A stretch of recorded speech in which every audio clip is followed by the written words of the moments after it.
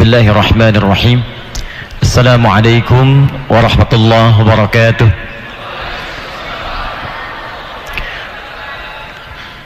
Alhamdulillahilladzi faddala al-ilma wat-tarbiyata fa anzala ula ayatin li Rasulillahi sallallahu alaihi wasallam biqaulihi iqra bismi rabbikal ladzi khalaq. ثم أكد ذلك بفهم كل قراءة بالتفقه في الدين فأنزل قوله تعالى وما كان المؤمنون لينفروا كافة فلولا نفر من كل فرقة منهم طائفة ليتفقهوا في الدين. فصل وسلم وبارك على النبي الكريم الرسول الأمين سيدنا محمد القائل والمهتم بالشؤون التربوية فقال أدبني ربي فأحسن تأديبي. اللهم صل وسلم على هذا النبي الكريم رسول الله صلى الله عليه وسلم وعلى آله وصحبه وأمته إلى يوم الدين. أما بعد فيا عباد الله أوصي نفسي وإياكم بتقوى الله فقد فاز المتقون فلا تموتن إلا وأنتم مسلمون. Yang insyaallah senantiasa dimuliakan, dirahmati dan diberkahi oleh Allah Subhanahu wa taala. Hadirin sekalian, dalam Quran itu ada ajaran yang sifatnya universal, bisa dinikmati oleh orang Islam dan bisa diambil faidahnya, manfaatnya oleh bahkan non muslim. Karena itu Al-Quran membagi ke dalam dua bagian.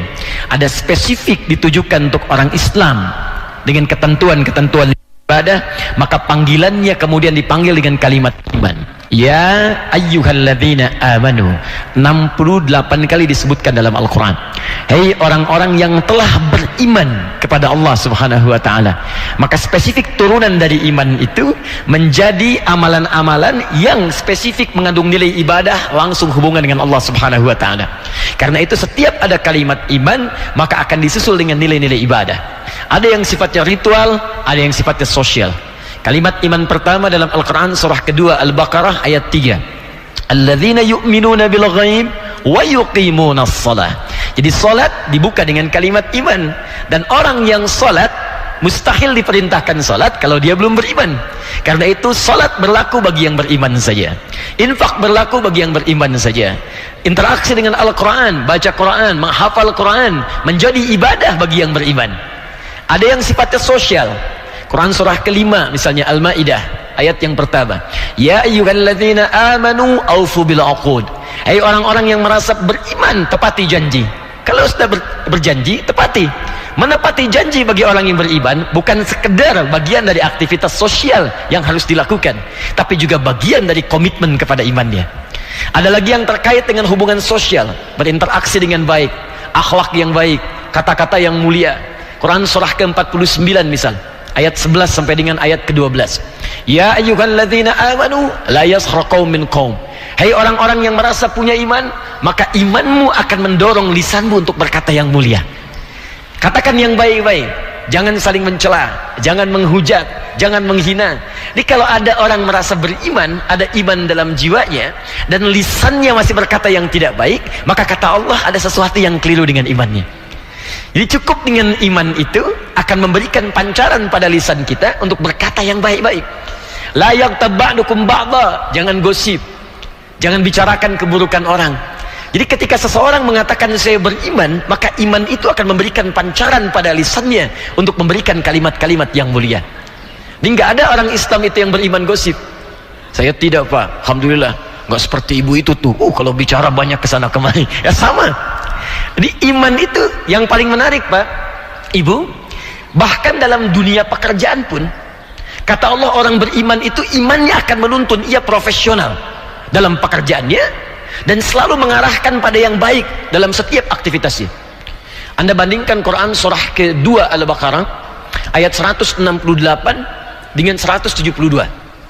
Ketika Allah mengatakan kepada umumnya manusia untuk beraktivitas, bekerja, apapun yang dilakukan dengan profesi yang berbeda-beda, Allah panggil dengan kalimat nas.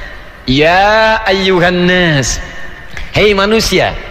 Nas disebutkan 241 kali dalam Al-Quran, mencakup seluruh kalangan manusia tanpa kecuali, baik itu muslimkah, non muslimkah, besar, kecil, tua, muda, laki-laki, perempuan, terbuka peluangnya.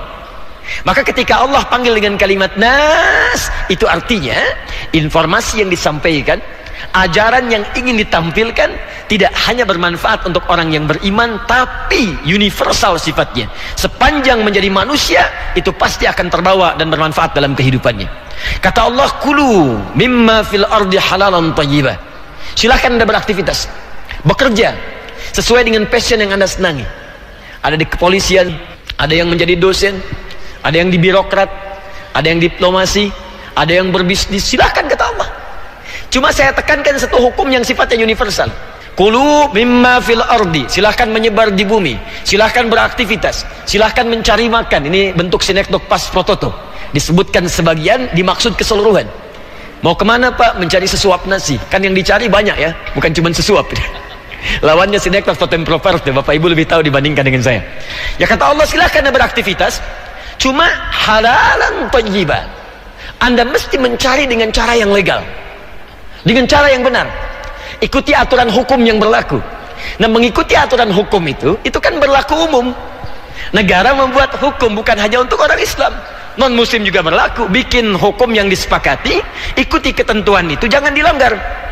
Kalau dalam konteks kekinian, Anda bekerja silahkan, jauhi korupsi, jauhi sogokan, jauhi pencurian, jauhi hal-hal yang tidak legal. Kata Allah, kerjakan dengan legal, yang halal, thayyibah. Hasil dari yang halal itu, maka gunakanlah untuk mendapatkan hal yang bermanfaat yang dibutuhkan. Indah dalam Islam tuh. Gak semua Bapak Ibu yang didapatkan itu mesti dibelikan sesuatu yang diinginkan. Gak semua yang diinginkan itu mesti dibeli. Apa asas kebutuhannya? Saya mau minum, asas kebutuhan minum itu adalah untuk menghilangkan haus. Di kata Quran, sepanjang hausnya hilang, kalau nggak pengen ada beban, itu yang dinikmati. Tapi kalau setiap orang kemudian ingin mendapatkan apa yang diinginkan, ingin ini, ingin itu, maka bebannya akan semakin meningkat. Kalau di fisika itu ada bab gaya namanya, ya, gaya F1 sama dengan F2, gaya gerak sama dengan gaya dorong. Apa yang didapatkan sedikit, maka keluarnya sedikit. Pukulan sedikit gayanya, bunyinya sedikit. Pukulan kencang, gayanya kencang. Tapi rumus gaya pun berkembang ke hukum Pascal ya. Ya, hukum tekanannya, F berbanding lurus dengan P. Gaya itu berbanding lurus dengan tekanan. Semakin banyak gaya, semakin tertekan hidupnya. Jadi kalau orang penghasilan 5 juta tapi gayanya 10 juta, tekanannya tinggi. Ya, passionnya bertambah. Ya, karena itulah kata Al-Quran, silahkan setiap manusia bekerja dengan legal dan berikan kesempatan pada Anda untuk memenuhi kebutuhan hidup. Bukan setiap yang diinginkan harus dipenuhi. Tapi perhatikan, ketika ayat pindah pada orang beriman, maka diganti kalimatnya dari nas menjadi amanu.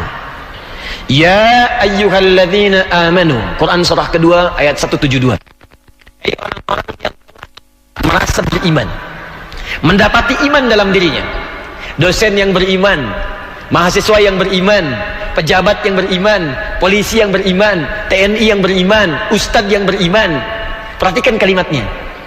Kulu min thayyibati ma razaqnakum. Kata Allah, silahkan Anda bekerja, beraktivitas, tapi yang paling menarik, kalimat halalnya kemudian dibuang. Halalnya dibuang. Padahal kaidah universal tadi disebutkan oleh Allah, halalan thayyibah. Ketika Allah menyebutkan manusia secara umum, ya ayyuhan nasu, manusia secara umumnya, kulu mimma fil ardi halalan thayyibah. Silahkan beraktivitas, bekerja dengan cara yang legal. Dari hasil pekerjaan itu, beli yang engkau butuhkan yang bermanfaat untukmu. Dapatkan itu. Tapi ketika menyebutkan untuk orang beriman, halalnya dibuang. Kata Allah, kulu min thayyibati. Manfaatnya ditambah, dijamakkan bentuknya menjadi plural. Thayyibat, jamak dari kata thayyib. Tapi kemudian dihilangkan halalnya, kulu min thayyibati. Allah tidak mengatakan kulu halalan min thayyibat, tapi dibuang halalnya, disebutkan kalimat thayyibnya menjadi jamak, thayyibat. Kata para pakar tafsir, kenapa kalimat halalnya dibuang?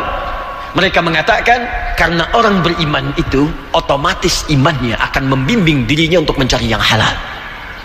Mustahil ada orang beriman mengerjakan yang haram, mustahil. Karena itu Nabi menegaskan, la yasrikul mu'min indama yasrik fahuwa mu'min. Mustahil orang beriman itu bisa mencuri. Mustahil orang beriman menipu.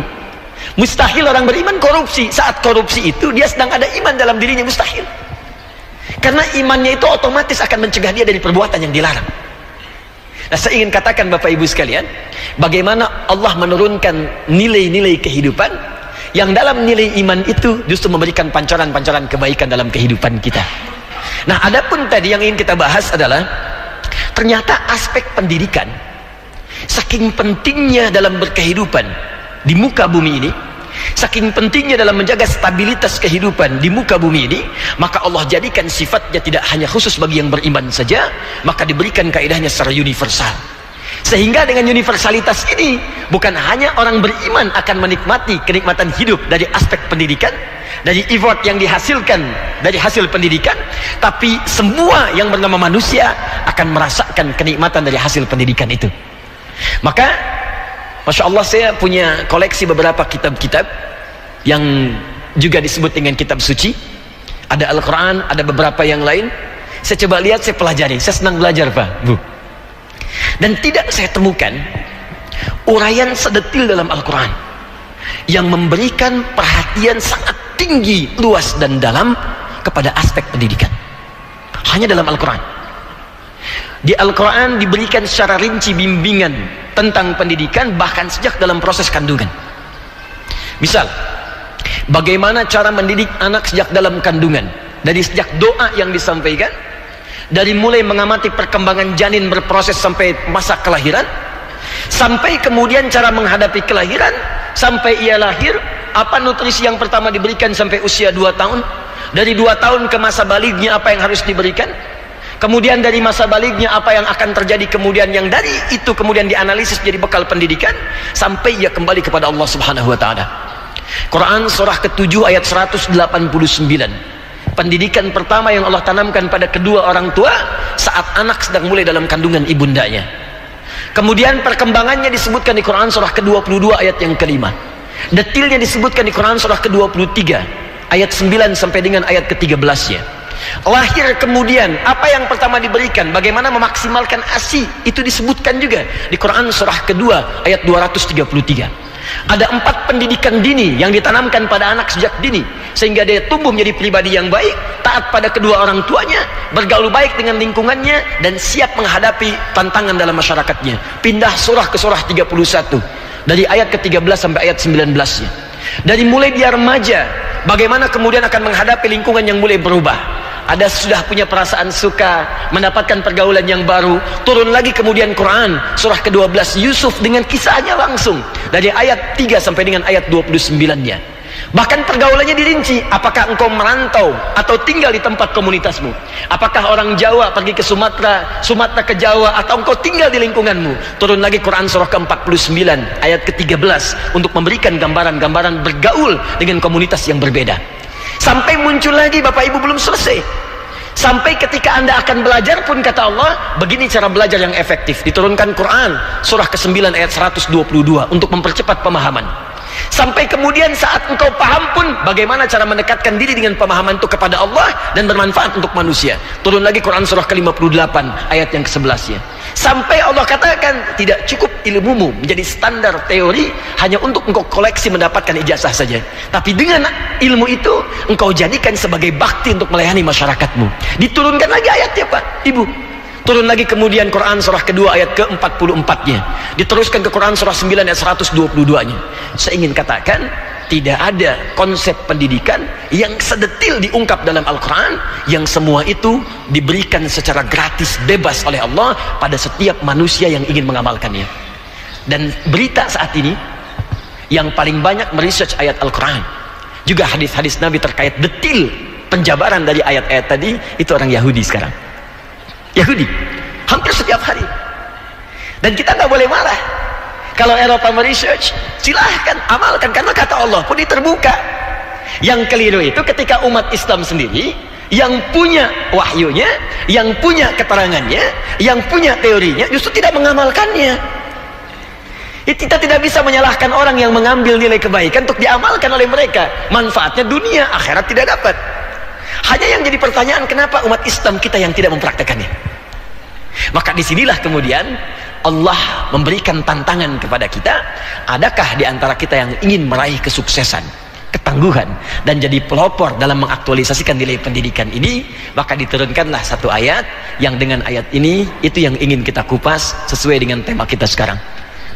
Baik Bapak Ibu sekalian, bagaimana Allah yang menciptakan kita, yang maha tahu segalanya, memberikan jalan, memberikan dorongan, isyarat, bahkan petunjuk untuk meraih itu semua. Kita mulai dengan Al-Quran surah ketiga Ali Imran ayat 142, paling kiri sebelah atas di mushaf. Quran surah ketiga Ali Imran ayat 142.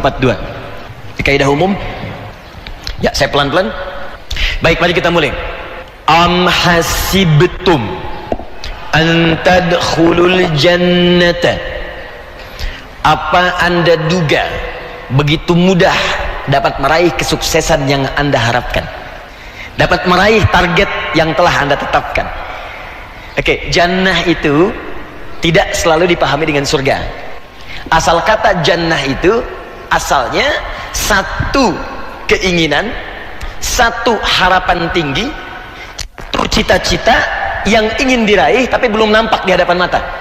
Surga, kenapa surga disebut dengan jannah dalam bahasa Arab? Karena itu puncak keinginan tertinggi yang ingin kita raih, cuman belum kelihatan sekarang, belum nampak.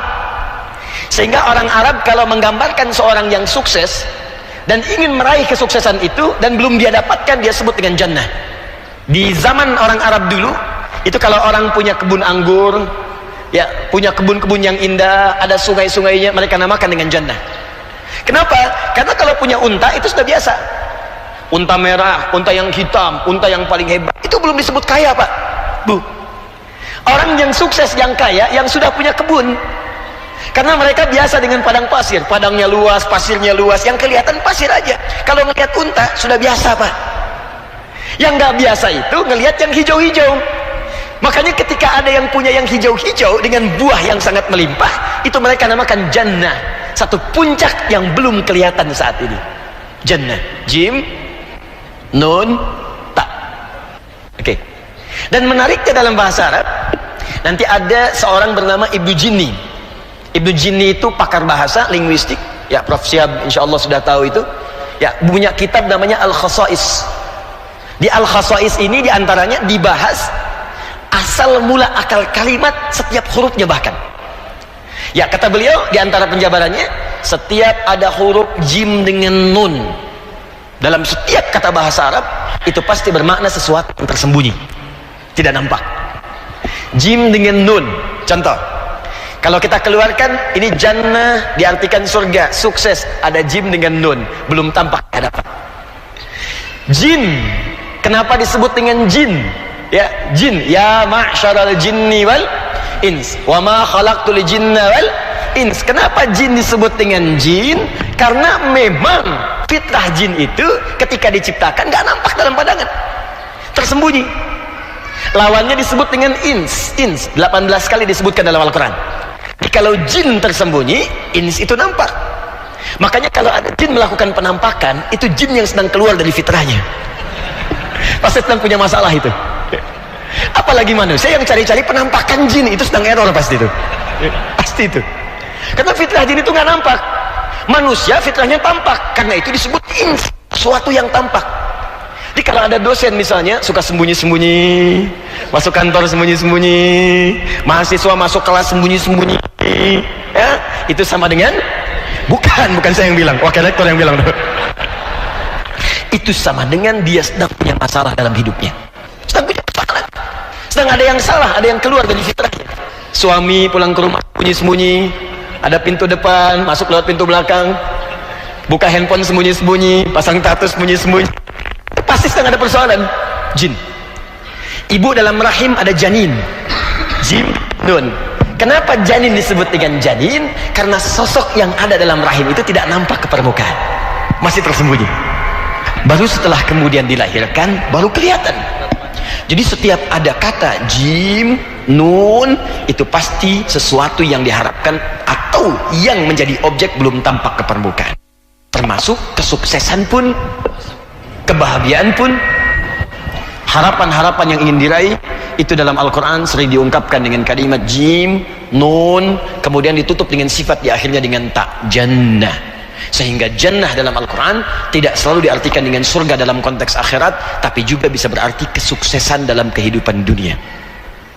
Kalau dalam konteks pendidikan yang ingin kita raih, kemudian kita detilkan pemahamannya. Ini mohon maaf saya masuk dengan skala ilmiah karena kita berada di lingkungan kampus. Am hasibtum an tadkhulul jannata. Apa Anda mudah? Apa begitu gampang ingin mewujudkan kesuksesan yang telah tadi ingin kita capai? Ingin jadi pelopor, ingin menjadi yang paling unggul, ingin menjadi yang paling bisa diteladani dalam aspek pendidikan misalnya. Apa mudah kemudian mewujudkan itu semua? Kata Allah, tidak semudah membalikan telapak tangan, tapi saya akan berikan jalannya. Bagaimana bisa mewujudkan apa yang kalian telah harapkan itu? Maka apa jalannya ya Allah? Teruskan ayatnya. Walamma ya'lamillahu alladhina jahadu minkum. 1. Jika Anda ingin bisa mewujudkan nilai-nilai kesuksesan dalam setiap bidang yang telah Anda kerjakan itu, yang sedang Anda siapkan itu, maka syarat yang pertama kata Allah, ya'lamillahu alladhina jahadu minkum. Syarat pertama, tidak akan pernah terwujud apa yang dicita-citakan itu kecuali yang pertama, Anda memiliki syarat kesungguhan dalam mewujudkannya. Serius, sungguh-sungguh. Jadi kalau memang ingin sukses harus serius. Ingin mendapatkan apa yang diinginkan mesti serius. Ingin pintar, serius. Ingin kaya, serius. Ingin punya kedudukan, serius. Sungguh-sungguh. Tapi yang paling menarik, belum selesai kalimat ini. Dalam bahasa Arab, kata jahadu, kalau kita telusuri lagi akar katanya, ini keindahan bahasa Al-Quran, itu bersumber dari kata al-juhdu yang punya 3 turunan kata lagi. Di sini kemudian keseriusan itu diturunkan. Jadi kata ini asalnya berasal dari kata al-juhdu yang punya 3 turunan kata lagi, punya 3 turunan makna. 1, disebut dengan ijtihad namanya. Ijtihad, kesungguhan merencanakan, membuat konsep, rencana, mapping, peta. Rencananya mana? Jangka panjangnya, jangka menengahnya, jangka pendeknya. Apa visi yang sedang Anda siapkan untuk mewujudkan itu? Mau pelopor di bidang apa pendidikannya? Apakah pendidikannya di eksaknya, di sosialnya? Apakah pendidikannya masalah budayanya? Kata Allah, turunkan konsepnya, perjelas kemudian keadaannya. Karena itulah khusus bagi umat Islam, itu Allah berikan jalan untuk memperjelas rencana-rencana hidup, bahkan dari ibadah yang dikerjakan. Ini mohon maaf Bapak Ibu sekalian, saya ambil contoh satu saja yang sering kita kerjakan setiap hari. Sholat misalnya. Banyak orang Islam sekarang ketika menunaikan ibadah, ini ada sindiran halus tapi tajam dalam Al-Quran. Banyak yang ibadah kata Allah, tapi tidak memahami apa yang dia kerjakan dalam ibadahnya. Saya ingin tanya sebentar, jawab saja masing-masing dalam hati ya. Dari sekian ribu kita sholat sampai dengan sekarang, ruku dan sujud sekian ribu yang kita kerjakan, berapa persen bacaan sholat yang kita pahami? Jangan-jangan ruku tidak mengerti yang kita lakukan, sujud tidak paham yang kita ungkapkan. Bagaimana kita bisa khusyuk dalam menunaikan sholat kalau tidak mengerti yang dilakukan? Nah, yang paling dahsyat, nama-nama waktu sholat saja itu ada maknanya Pak Bu. Itu diajarkan oleh Nabi dan dipraktekkan oleh sahabat. Dan ketika dipraktekkan itu, Allahu Akbar, tidak pernah ada aktivitas apapun, pekerjaan apapun yang dikerjakan oleh para sahabat kecuali sukses di bidangnya masing-masing. Subuh, saya berikan contoh. Kenapa disebut dengan subuh? Bersumber dari kata asbah, sesuatu yang sudah siap dengan rencana. Subuh, asbah. Jadi ketika Anda dipanggil lewat sholat subuh itu, Allahu Akbar, Allahu Akbar, memancar dari hati kita, respon untuk merespon suara azan, siap-siap kita sholat. Pancaran yang baik dari sumber jiwa kita disebut fajar namanya. Maka sholatnya disebut dengan sholat fajar. Ya, tadi dibacakan oleh qari kita Quran surah ke-17 Al-Isra ayat ke-78, paling kiri sebelah atas di mushaf. Aqimis salata liduluki syamsi ila ghasaqil laili wa qur'anal fajri inna qur'anal fajri kana mashhuda. Kenapa salat pertama disebut dengan fajar? Fajar itu asalnya pancaran kebaikan yang bersumber dalam jiwa. Karena saat kita sedang tertidur, azan berkumandang, Allahu Akbar, Allahu Akbar, tiba-tiba memancar dalam hati kita, memberikan pengingat kepada diri kita, cepat sudah azan, bangun. Pancaran itu yang positif disebut dengan fajar. Lawannya disebut dengan fujur namanya. Fujur. Jadi kalau fujur itu pancaran yang negatif. Misal, dari nafsu memancar kepada jiwa kita, mengatakan kepada mata, mata, marah, melotot. Begitu dibisikkan oleh nafsu kita, itu pancarannya disebut fujur namanya. Mengalir ke mata, jadi melotot. Mengalir ke tangan, ingin memukul. Pancaran keburukan yang datang lewat nafsu disebut fujur.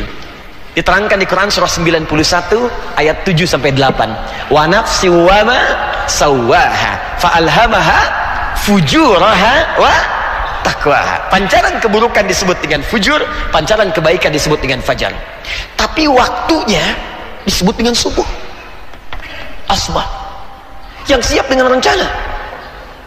Diseakan-akan Allah mengatakan begini, hei orang-orang yang sudah beriman, datang ke sini. Apa yang sudah kamu siapkan untuk kau kerjakan di hari ini? Jam 7 Anda ada di mana? Jam 8 apa yang Anda lakukan? Jam 9 apa yang Anda kerjakan? Sore nanti mau mengerjakan apa? Siapkan rencanamu, datang kepadaku, mohon kepadaku untuk dimudahkan semua rencana itu. Makanya dibuka dengan sholat supaya kita meminta kepada Allah, mudahkanlah ya Allah semua urusan kami di hari ini. Itu konsepnya. Berapa banyak umat Islam yang datang sholat subuh tapi hanya sekedar mengerjakan ibadah formalitas saja. Sholat jamaah pulang, sholat salam pulang. Berapa rencana yang akan dieksekusi di hari itu? Silahkan cek.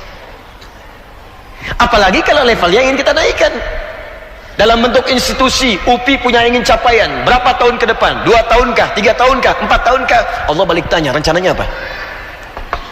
Visinya apa? Turunannya apa? Nah, setelah semuanya siap, maka muncul yang kedua, komitmen untuk mewujudkan rencana itu melalui turunan-turunan aksinya. Maka disebut dengan jihad namanya. Yang pertama ijtihad, yang kedua jihad. Perjuangan fisik, actionnya, aksinya, eksekusi dari konsep yang telah disiapkan. Jangan sampai kata Allah, Anda pandai membuat konsep, hanya jadi konseptor saja. Saya mau rencana malam ini tahajud, oke, jam berapa kata Allah? Jam 3. Bagaimana mewujudkan eksekusi itu? Baik, saya pasang alarm supaya bisa bangun jam 3, alarm jadi jam 2:4, 3 kali, jam 2:30, jam 2:45. Alarm pertama untuk mematikan alarm kedua, alarm kedua mematikan alarm ketiga, alarm ketiga siap-siap. Tapi nggak apa-apa, ketika rencana dibuat, eksekusi itu, bangun. Jadi begitu alarmnya bunyi, Anda bangun, siapkan. Jadi jangan sampai konsepnya ada tapi tidak ada kemampuan mengeksekusi itu. Perjuangan fisik untuk mewujudkan sesuatu disebut dengan jihad. Karena itu jihad babnya luas, Pak, Bu. Awas, hati-hati nih, saya ingatkan nih. Ada sekarang ajakan-ajakan jihad tapi ditempatkan pada tempat yang tidak benar, jangan diikuti. Awas, hati-hati. Jihad tidak selalu identik dengan bom, senjata. Jihad itu bukan menyerang orang. Jihad bukan melukai orang.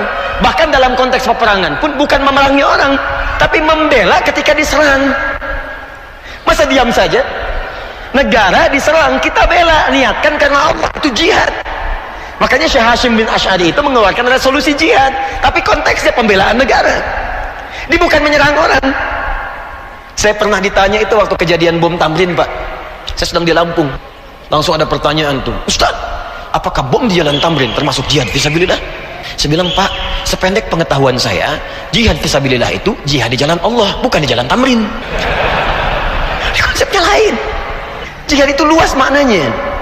Seorang ibu yang tengah mengandung, kemudian dia merawat kandungan dengan baik sampai dia melahirkan, itu jihad. Seorang ayah yang tengah mencari nafkah, apapun profesinya, sepanjang diniatkan untuk ibadah, itu jihadnya.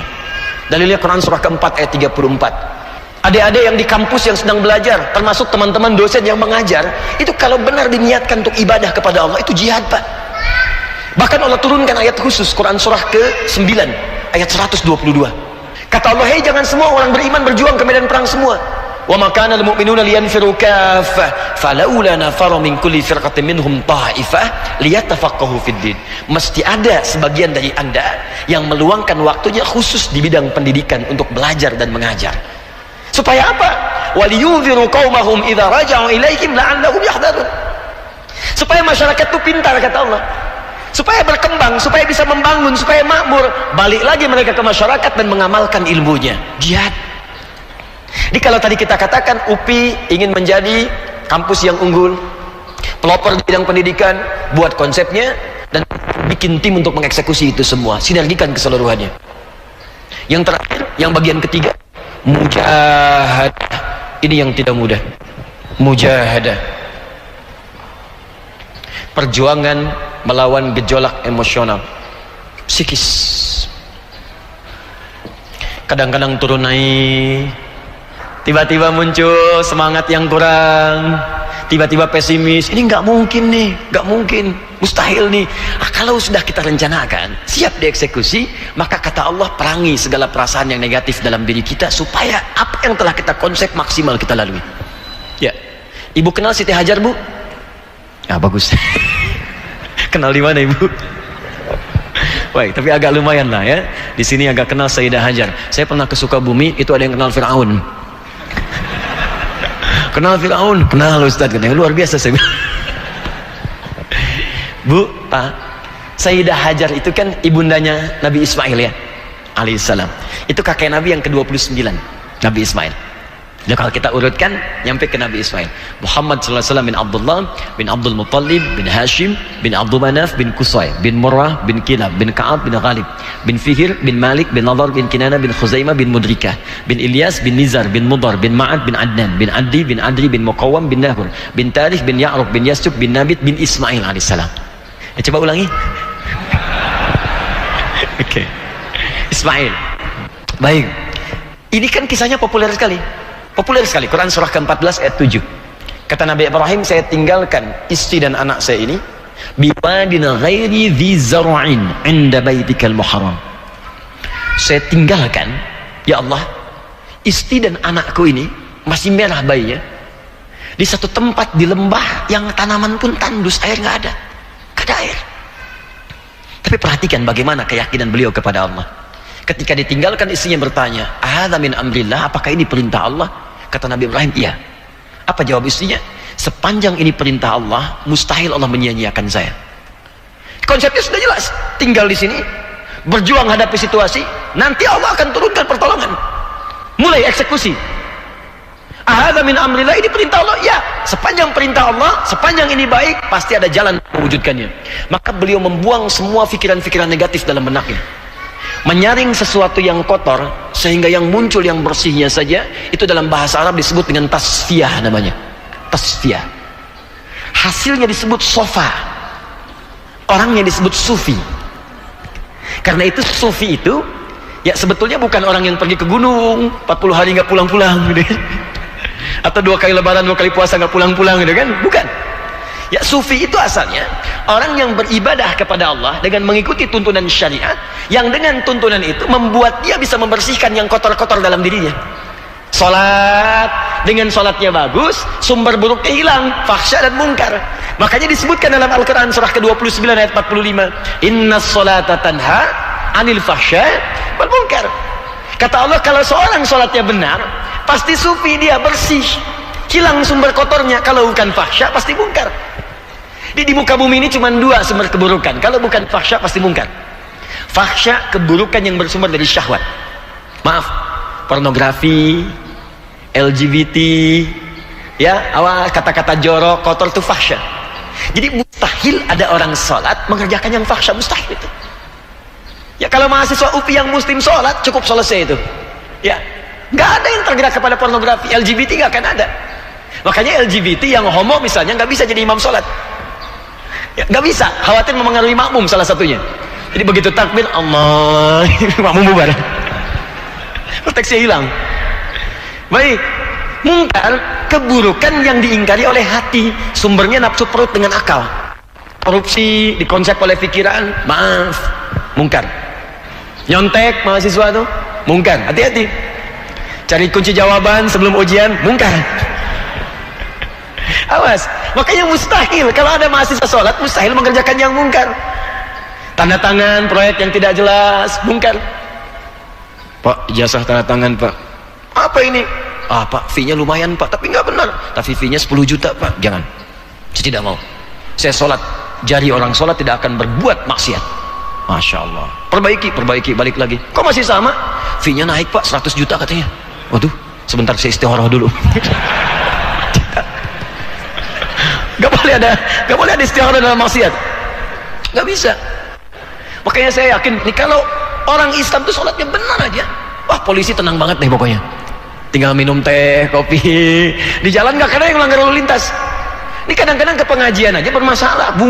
Jalan lampu merah dilewatin. Ya polisi tunaikan tugas, berhenti. SIM ada Pak. STNK ada Pak. Mau kemana? Pengajian. Kamu tahu ada lampu merah? Tahu Pak. Kenapa dilewat? Saya tidak tahu, ada Bapak. Ini sufi. Saya kembalikan ke sini. Di Sayyidah Hajar itu, begitu beliau kemudian menghilangkan segala pikiran-pikiran negatifnya, jauhkan. Yang pesimis, jauhkan. Hambatan dipahami sebagai tantangan. Kalau hambatan terhambat, kalau tantangan kita hadapi. Maka beliau kemudian naik ke atas bukit dengan pikiran itu. Maka bukitnya sampai sekarang disebut dengan Bukit Sofa. Berharap mendapatkan apa yang tadi seperti kita inginkan. Menjadi pelopor, unggul. Beliau harapannya sederhana. Saya punya keinginan yang ingin diraih. Marwah. Sesuatu yang mengangkat kita mendapatkan apa yang kita harapkan. Marwah. Maka dikejar. Turun dari bukit. Jalan. Di tengah-tengah melihat seperti ada harapan. Dikejar. Dipercepat jalannya. Sampai dekat-dekat agak ragu, tapi diyakinkan lagi. Lihat dulu, barangkali benar. Naik lagi ke atas. Sampai di atas ternyata cuma oase. Oh, tidak ada. Balik lagi, naik lagi, turun lagi, naik lagi, sampai 7 kali Pak. Barangkali memang harus seperti itu kadang perjuangannya. Konsepnya sudah ada, perjuangan siap dilakukan. Kadang-kadang kita ada di atas, tapi kadang-kadang turun. Kadang-kadang mesti dikejar peluangnya, sampai di sana ternyata nggak jadi. Gak apa-apa, kejar. Mungkin tidak dari jalan yang ini, dari jalan yang lain Allah akan berikan kemudian apa yang kita harapkan sepanjang usaha kita maksimal dikerjakan. Maka apa yang terjadi ketika sampai di Marwah yang ke-7 kali? Malaikat kemudian turun, malaikat Jibril. Allahu Akbar. Memberikan gerakan kepada kakinya Ismail. Anak kalau kehausan, itu otomatis tangan kaki pasti bergerak. Minta minum. Ismail disimpan di tanah. Ibunya mencari air. Kaki bergerak, nggak keluar Pak airnya. Tapi ketika berusaha maksimal sampai 7 kali itu, naik, sampai kemudian di atasnya, tiba-tiba turunlah ridha Allah. Malaikat turun, menggerakkan kemudian dengan sayapnya dihantamkan kepada tanah itu. Bum, keluar air. Ibunya mendengar teriakan berbeda dengan sebelumnya. Suara terdengar lain. Maka dikejar kepada anaknya, ketemulah air. Kata ibunya, zam, zam, zam, zam. Berhenti. Kumpul, jangan pernah berhenti. Kumpul, jangan pernah berhenti. Kumpul, jangan pernah berhenti. Perhatikan kalimatnya indah sekali. Beliau tidak mengatakan ijma, ijma, ijma. Datang, datang, kumpul, kumpul. Karena ijma itu bisa berarti datang dan selesai. Datang, selesai. Tapi zam, zam, zam, zam. Zam itu artinya kumpul, jangan berhenti. Kumpul, jangan berhenti. Sampai sekarang air itu disebut dengan zam-zam yang terkumpul dan tak pernah berhenti. Boleh jadi apa yang kita kerjakan sekarang Pak, Ibu, mungkin kita dapat bagian dari pondasinya, tapi hasilnya akan selalu berlanjut tanpa pernah berhenti bagi generasi yang akan datang. 7 kali itu bukan harus diartikan 7 Pak. Ustadz saya udah usaha 7 kali kirim proposal nggak dapat, bukan. 7 itu kalau di Arab, angka 7, angka 40, angka 20, itu gambaran banyak. Sampai terwujud apa yang diharapkan itu. Gini, pusing 7 keliling. Apakah harus keliling 7 kali komplek UPI sampai pusing? Tidak ya? Nah, itu gambarannya. Maka kembalikan kepada yang tadi, ketika kemudian kita sudah punya konsep untuk mewujudkan itu, eksekusi dengan kekuatan maksimal yang kita miliki, maka pasti di tengah-tengah itu akan ada diskusi-diskusi, ada tantangan-tantangan yang boleh jadi dengan itu akan menurunkan semangat kita untuk mewujudkan apa yang telah kita siapkan. Maka hadapi semua itu. Yang terakhir, kata Allah, wa ya'lamas sabirin, sabar dalam menjalaninya. Sabar itu kalimat yang mudah diucapkan Pak, tapi sulit kemudian untuk dieksekusi. Sabar. Sekarang kalimat-kalimat baik ini bahkan banyak dipakai pelaku maksiat Pak. Saya kadang-kadang suka aneh juga orang sekarang. Berbuat baik kok nggak sabar. Orang berbuat maksiat aja sabar. Ada 3 pencuri motor. Yang satu bosnya, yang kedua trainernya, yang ketiga anak baru diajarin. Kecepatan nyurinya harus 1 detik, paling lama 2 detik. Dia praktik, udah 3 detik belum kebuka juga. Bos gimana nih, belum kebuka? Kata bosnya, sabar. Sekarang pencuri sabar Pak, sekarang penipu sabar, penjahat sabar. Ini kalau orang berbuat kriminal saja sabar, kenapa kita berbuat baik tidak sabar? Orang nungguin bola malam-malam bisa sabar, kenapa Anda tahajud gak sabar? Orang mengonsep yang buruk sabar, kenapa kita mengonsep yang baik gak sabar? Menang, menangis ujungnya, kalah 5-0. Tapi gak apa-apa, belajar lagi, wujudkan lagi, jadi. Jepang kalau nggak kalah-kalah nggak akan mungkin masuk Piala Dunia seperti sekarang. Korea kalau nggak belajar dari Jepang, belajar, saingi. Itu anak kecil dari TK tuh. Begitu keluar ingin masuk ke TK-nya, langsung dikatakan, kalahkan Nippon. Kalau Jepang bikin ini, kita bikin ini. Jepang bikin Honda, kita bikin Hyundai. Hyundai itu Hyundai bahasa Koreanya. Bikin, sampai sekarang maju dia. Ya, luar biasa. Nah itu yang punya konsepnya kita. Ini poinnya. Nah sekarang bagaimana mengeksekusi ini dengan turunan yang detailnya? Maka ini tidak cukup menjadi sekedar konsep, kata Allah, mesti ada poin-poin penekanan yang dengan penekanan itu akan maksimal kita kemudian mengeksekusi ini semua. Ini diturunkan lagi menjadi 3 poin utama. Barangkali saya akan cukupkan nanti pada 3 poin ini. Mudah-mudahan ada manfaat yang kita bawa di kesempatan siang hari ini. 1. Dari sini turun Quran surah kedua Al-Baqarah ayat 214, paling kanan sebelah bawah di mushaf. Ini 142, yang ini Quran surah 2 ayatnya 214. Kalimat awalnya sama Pak, Bu. Jadi kalau yang di 142 am hasibtum an tadkhulul jannah, di sini pun am hasibtum an tadkhulul jannah. Perhatikan ayatnya.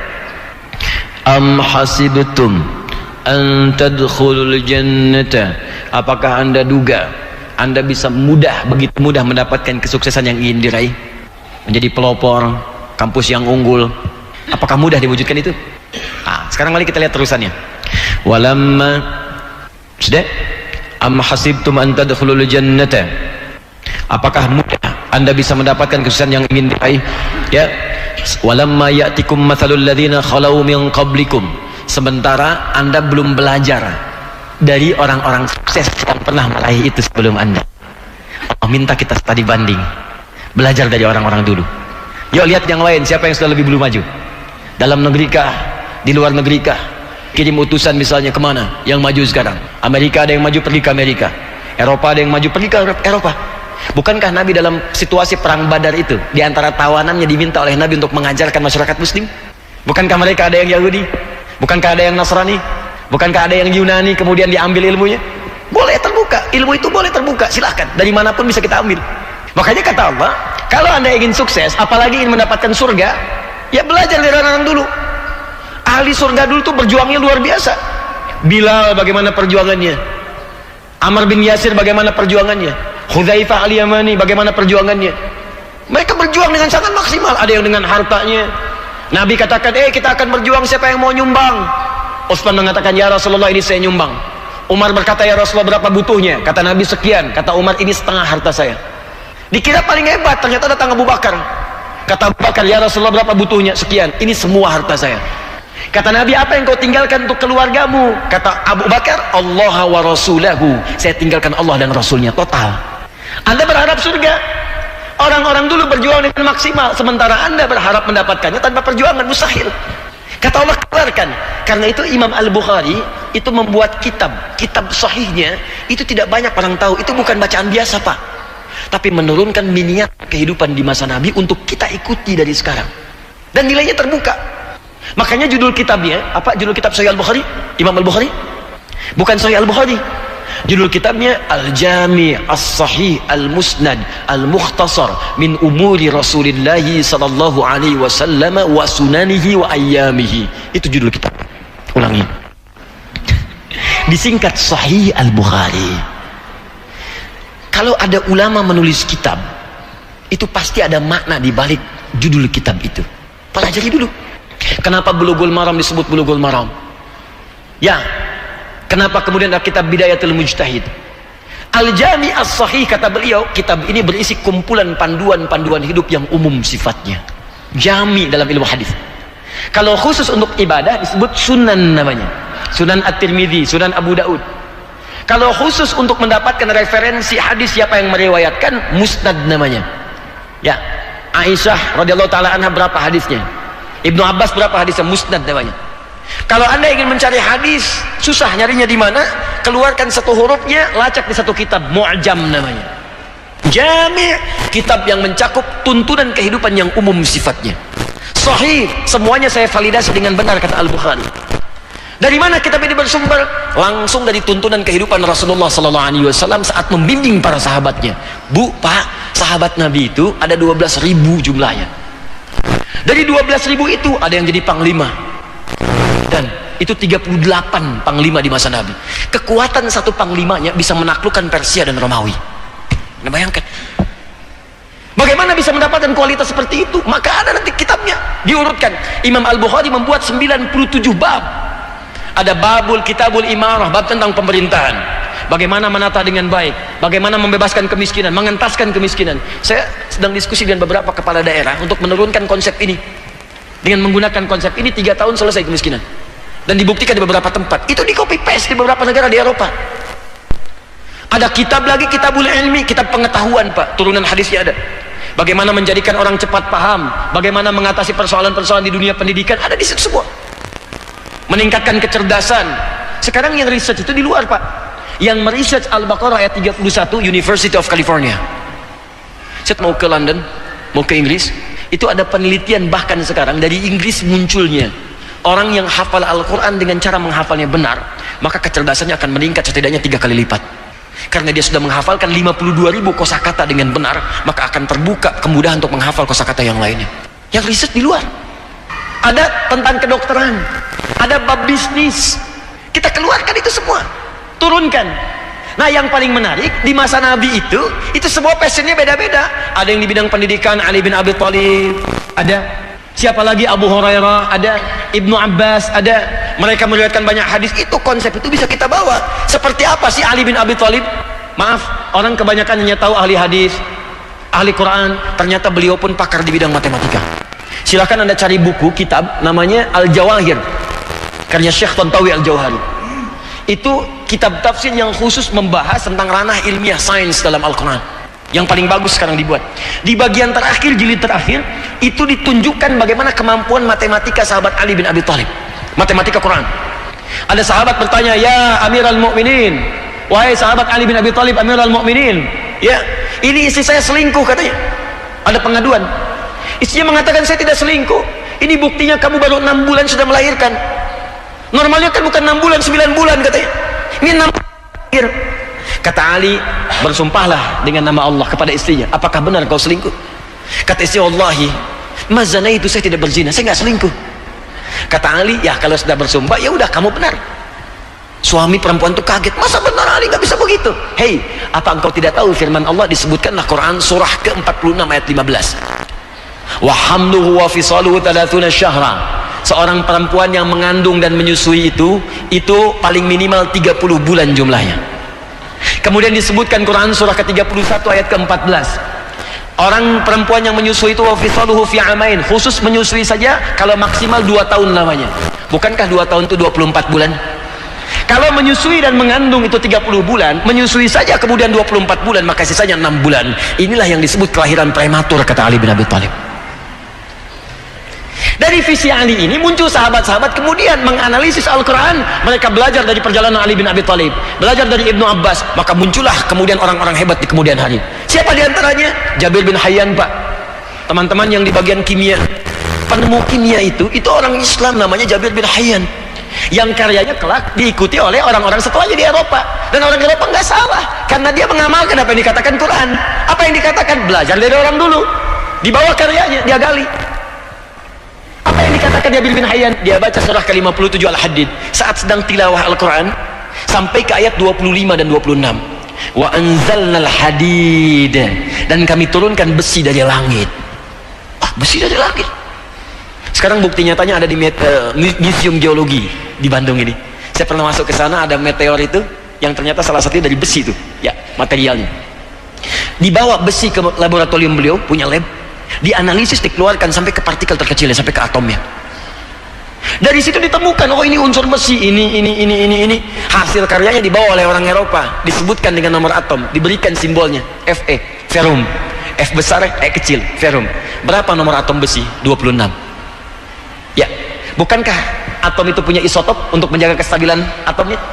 Isotop atom itu kan untuk besi Fe ada 4, 55, 56, 57, 58.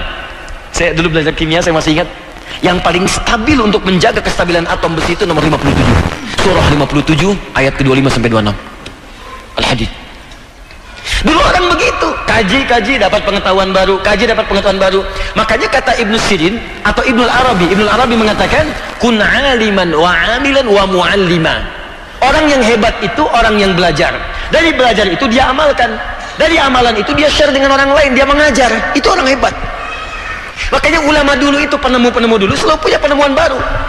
Kalau bisa arahkan Pak, walaupun cuma skripsi, usahakan penemuan baru. Skripsi, tesis, apalagi disertasi. Jangan pernah terima disertasi saran saya kecuali hal yang baru. Untuk apa ikuti karya yang sudah ada?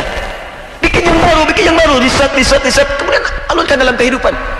Dulu orang jahiliyah cuma bikin syair Pak. Ya, maaf, syairnya sederhana. Orang-orang bikin syair, kifana kimin dzikra habibin wa manzili bisaktili wa baina dakhuli fahawni. Muncul orang Islam, masuk Islam dianalisis. Ketika dianalisis ini rumus. Ilmu untuk membuat kasidah, bukan cuma kasidah, dari situ dibuat dasar keilmuan untuk mempelajari ilmu yang lain, supaya mudah ilmu-ilmu itu dibuat kaidah gramatikal, dibuat dalam bentuk untuk dihafalkan. Muncul ilmu nahu. Kalamun lafzun mufidun kafati wa kunufilun tabahrul kalim wa hiburukan qulu am wa khilmatun biya kalamun qad yu'am bil jarri wat tanwini wan nida wa al musadin liswin tajizu hasal bi ta'falti atat wa if'ali wa nunik balana fi'lun janjalli. Itu kalau Anda hafal itu, Anda menguasai kaidah bahasa Arab dan bisa berbicara dan bisa diketahui di 26 negara. Cuman hafal itu. Asalnya nggak ada nilainya. Sautu safiril bulbuli ayaja qalbi tamili alma'u wa zahru ma'a ma zahri lahdul muqali fa anta ya sayyidi wa sayyidi wa maulali fakam tayyumuni ghazailun aqayqali qataftuhu min albatin fi hadha ar-rajuli faqala la la la faqad qadamu harubili wal walad wali wali wa wali faqultu la tuwali fa bainul ali qala tawhina kadzain wa zidul muqali kahatan kakailali tabuli. Asalnya enggak ada nilainya. Coba ulangi.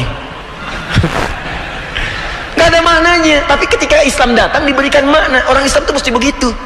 Ini ada teori nih, apa? Kayaknya kurang nih maknanya. Datang, Anda gali, temukan hal yang manfaat dari situ. Ketika ditinggalkan, orang Barat ambil lagi, kembali lagi ke musik. Muncullah notasi.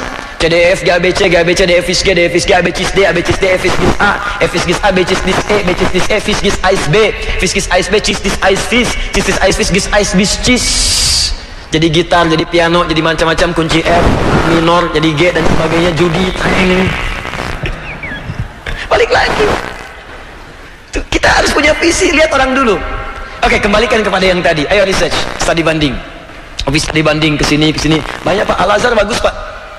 Ya, kalau Anda mau mengambil kurikulum di dunia Islamnya, banyak kok. Punya tinjauan-tinjauan keislaman juga.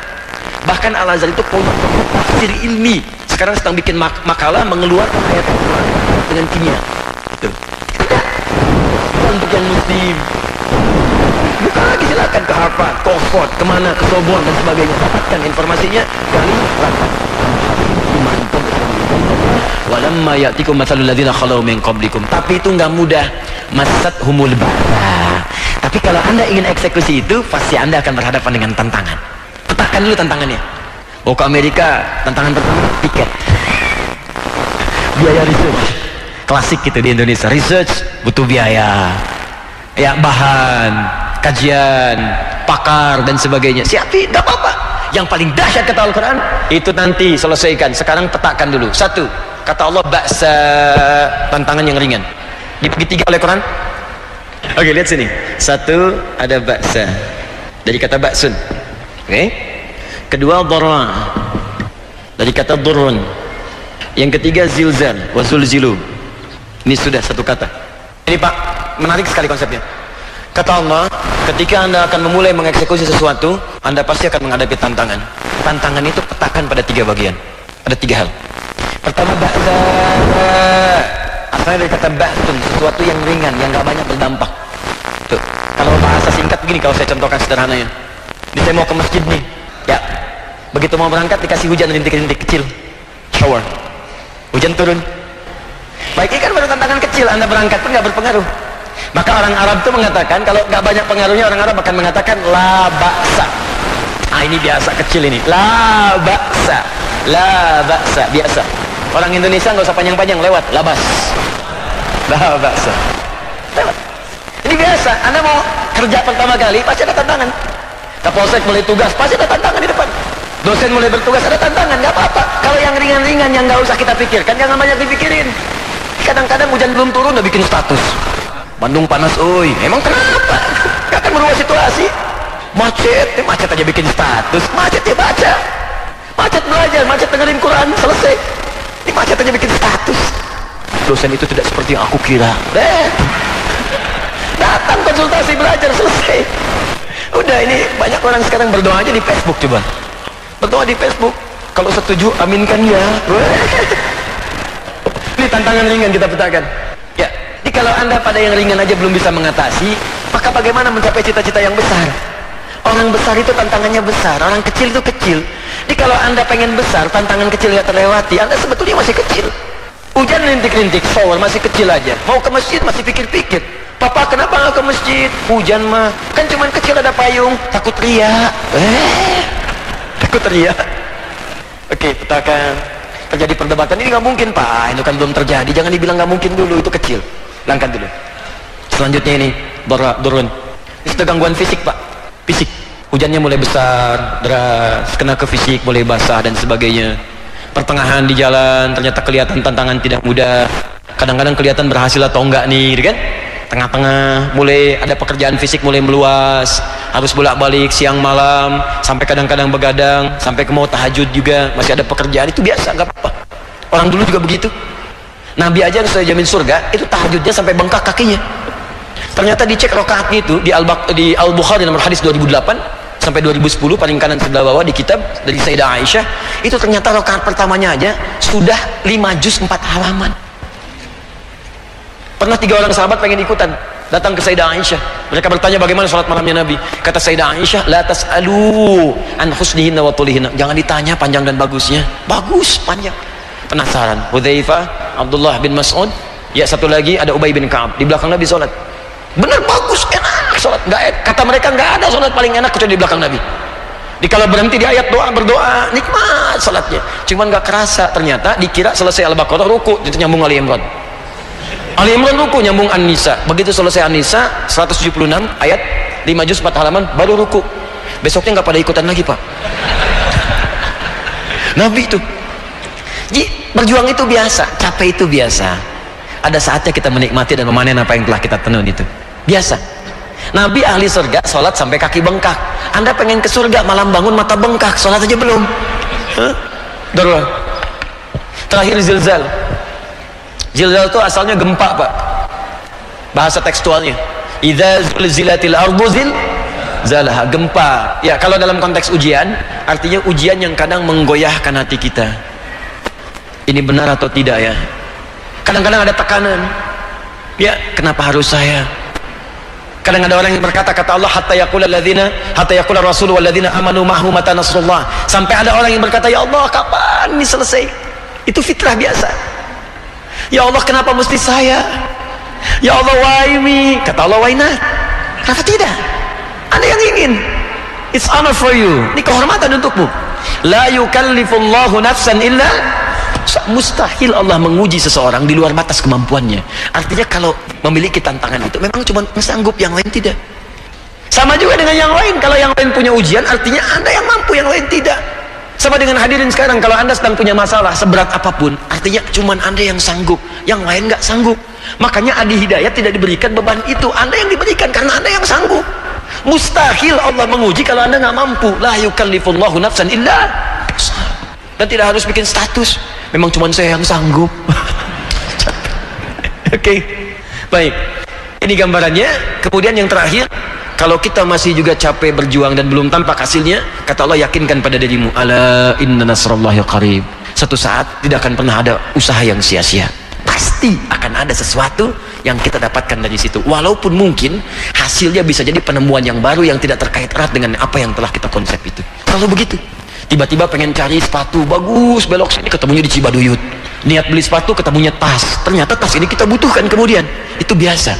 Itu biasa dalam kehidupan. Baik, yang terakhir sebagai penutup, tidak akan pernah tereksekusi dengan baik kecuali ada satu pertolongan yang sifatnya mutlak, tak punya hambatan, yaitu Allah subhanahu wa ta'ala.